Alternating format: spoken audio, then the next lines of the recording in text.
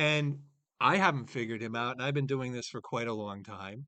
But what I find is I used to draw these circles and say, these are my people. And Jesus is on the outside. He goes, Lee, why don't you come outside the circle and hang out with me and my friends? Well, I don't know if I want to go near your friends, Jesus, because they're kind of weird, right? Or they don't look like me, or they have beliefs that I don't know if I can deal with. And so even back in those days, I'm the first one to say I believe I had it all figured out. And I think a lot of people think that they have all their theology figured out. All you have to do is go on Facebook or social media of some kind, and you see people doing the keyboard battles over this, that, and the other. I have a guy who follows me. He's a New York street preacher. He is like hard. He makes me look like I was Candyland 30 years ago. And I was a street preacher.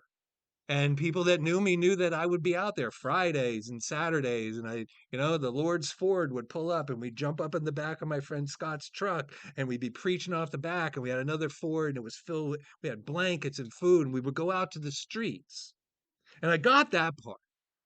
But the second I would bring them into the church fellowship I would attend, they were like, Lee, those people aren't wearing a suit and tie. I'm going, I just found them outside the door.